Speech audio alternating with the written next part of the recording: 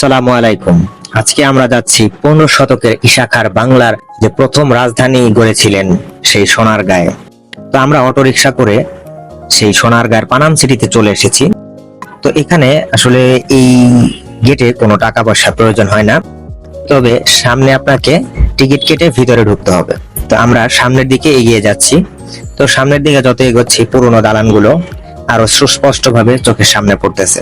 প্রবেশদ্বারের পাশেই রয়েছে সিমেন্ট দিয়ে তৈরি করা একটি বই, যেখানে সংক্ষিপ্ত আকারে লেখা রয়েছে পানাম নগরের এই ইতিহাস। এই যে লাল গেঞ্জি পরা ভাইটি, যার আসলে চুল পাকা, যার কারণে সে টিকিট কাটে নাই, টিকিট না কেটে সে ভিতরে ঢুকতেছে। তো তখন এখানে যে সিকিউরিটি গার্ড রয়েছে তাকে তারা আটকায় দিচ্ছে।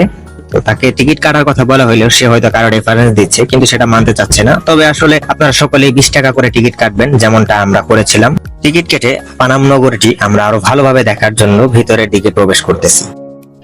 মাসুদ ভাই ভিডিও করতেছে, আমাদের নতুন কন্টেন্ট ক্রিয়েটর ফেসবুকে। ভাই আপনার পেজের নাম কি মাসুদ ভাই? নতুন পেজ ও কয়েকদিন পরে বলবেন না? ঠিক আছে। নতুন কন্টেন্ট ক্রিয়েটরের উৎপাতে মানে আমি ভালো মতো ভিডিও ফুটেজটা নিতে পারতেছি না। এই যে নতুন কন্টেন্ট ক্রিয়েটর আগমন হয়েছে, ভাই, ঠিক আছে? অপমান করো না ভাই। অপমান নাই, এই যে দেখেন সবাই, এই যে নতুন কন্টেন্ট ক্রিয়েটর। সামনে ফেসবুক পেজ খুলবো, আপনারা সবাই লাইক দিন। তবে এখনো ফেসবুক পেজ খুলে নাই। আমরা ছোট্ট একটি গেট দিয়ে আরো সামনের দিকে প্রবেশ করতেছি। তো এখানে একটা মজার বিষয় হলো, এই গেটটা শুধুমাত্র একটা ইটের উপর দাঁড়ায় আছে। যে কোনো সময় আসলে ইটটা ভেঙে গেলে এই গেটটা হয়তো ভেঙে কারো মাথায় পড়তে পারে। তো সামনের দিকে আগানোর পরে আমরা দেখতে পেলাম আরো একটি কূপ, যেটাকে আসলে কুয়া নামে পরিচিত। তো এটা একদম মৃত হয়ে গেছে প্রায়। আপনারা দেখতে পাচ্ছেন পানাম নগরের সেই পুরোনো দালানগুলি, যেখানে অনেকগুলো বিল্ডিং রয়েছে, যেগুলো কালের বিবর্তনে প্রায় ধ্বংসের দ্বার প্রান্তে। এরপরও যে ভবনগুলো রয়েছে সেগুলো দেখলেই বুঝতে পারবেন কতটা সমৃদ্ধ ছিল সেই পানাম নগরী। পানাম নগরীতে ঢুকতেই যেন হারিয়ে গেলাম কল্পনার জগতে।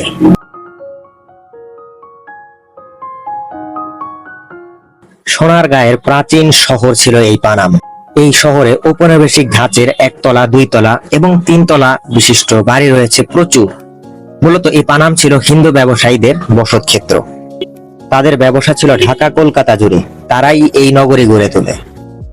তার মানে কি যে হাতে যে এরকম করে দাও, মানে দিস কপি কি এটার অর্থ কি আসলে? করতেছে কিছু একটা। কি ইন্ডিকেট করতেছেন এই জায়গা আসলে? আর এটা সেই পুরাতন কীর্তি নিদর্শন।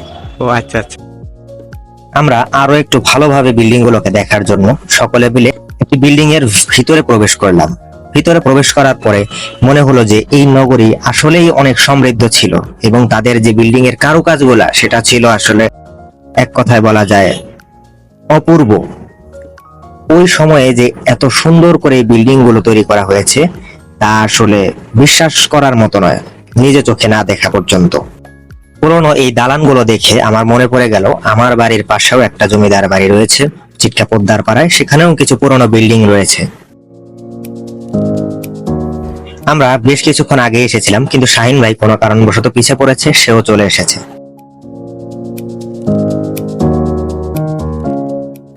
ভাবতেই অবাক লাগে, যে নগরী একসময় ধনী বণিকদের বসবাস ছিল, তা যেন কালের বিবর্তনে এখন এক ইট সুরকির ধ্বংসস্তূপে পরিণত হয়েছে। পানামের এই নগরীতে ধনী বণিকদের অনেকগুলো বিল্ডিং ছিল, যা এখন প্রায় ধ্বংস হতে হতে 40টির মতো বাড়ি টিকে রয়েছে। এগুলোকে যদি এখনো ভালোভাবে সংরক্ষণ করা যায় তাহলে আরো অনেক দিন পর্যন্ত রাখা যাবে।